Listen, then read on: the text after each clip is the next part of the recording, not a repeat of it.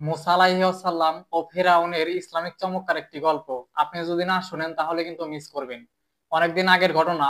মিশর নামের এক দেশের এক গর্বিত জালেম রাজা ছিল। সে ছিল ফেরাউন। সে নিজেকে ঈশ্বর বলে দাবি করত এবং মানুষকে বলতো, তোমরা আমার ইবাদত করো, আমি ছাড়া কোনো উপাস্য নেই। একদিন ফেরাউন স্বপ্নে দেখলো বনি ইসরায়েলের ঘর থেকে একটি ছেলে সন্তান জন্মগ্রহণ করবে এবং সে তাকে পরাজিত করবে। এই কথা শুনে ফেরাউন সবাইকে আদেশ দিল, বনি ইসরায়েলের ঘর থেকে যে শিশু সন্তান জন্মগ্রহণ করবে তাকে তোমরা হত্যা করবে। তখনই আল্লাহ তাআলা মুসা আলাইহিসসালামকে রক্ষা করার জন্য বিশেষ একটা উপায় বের করলেন। মুসা আলাইহিসসালাম জন্মগ্রহণ করার পর তার মা ভীষণ চিন্তায় পড়ে গেলেন। তখন আল্লাহ তাআলা মুসার মাকে নির্দেশ দিলেন, তুমি মুসা আলাইহিসসালামকে একটা ঝুড়িতে রেখে নদীতে ভাসিয়ে দাও, রক্ষা করব আমি। মুসা আলাইহিসসালামের ঝুড়িটি বয়ে চলে গেল ফেরাউনের প্রাসাদের কাছে। ফেরাউনের স্ত্রী ছিলেন অনেক দয়ালু। ফেরাউনের স্ত্রী এই শিশুটিকে দেখে অনেক মায়ায় পড়ে গেল এবং ফেরাউনের স্ত্রী বললেন, এই শিশুটিকে আমি লালন পালন করব নিজের পুত্রের মতো। এভাবেই মুসা আলাইহিসসালাম বড় হয়ে গেলেন ফেরাউনের কাছেই।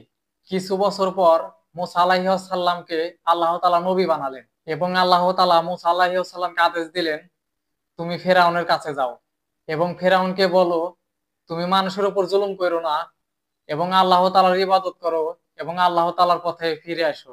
মুসা আলাইহিসসালাম ও তার ভাই হারুন আলাইহিসসালামকে সঙ্গে নিয়ে ফেরাউনের কাছে চলে গেলেন। মুসা আলাইহিসসালাম শান্ত কণ্ঠে বললেন, হে ফেরাউন, তুমি আল্লাহ তাআলার পথে ফিরে এসো। কিন্তু ফেরাউন হাসলো আর বলল, তোমরা কি আমাকে শিক্ষা দিচ্ছ? আমি তো মিশরের সেরা প্রভু। ফেরাউন মুসা আলাইহিসসালামের কথা মানল না। সে তার সৈন্য বাহিনী নিয়ে মুসা আলাইহিসসালাম ও তার অনুসারীকারীদের ধ্বংস করতে চেয়েছিল। তখন আল্লাহ তাআলা মুসা আলাইহিসসালামকে বললেন, তুমি তোমার অনুসারীকারীদের নিয়ে একটা নদীর পাড়ে চলে যাও।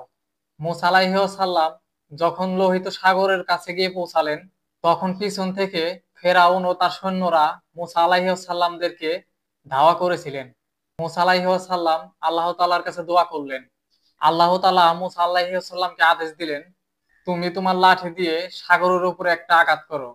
মুসা আলাইহিসসালাম লাঠি দিয়ে আঘাত করার পরেই সাগরের পানি দুই ভাগ হয়ে গেল।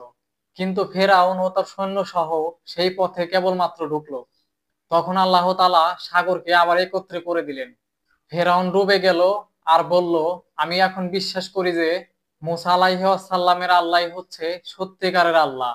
কিন্তু তখন আর কোনো সময় ছিল না। এই গল্প থেকে আমরা শিক্ষা পেলাম, জুলুমকারীর কখনো শেষটা ভালো হয় না।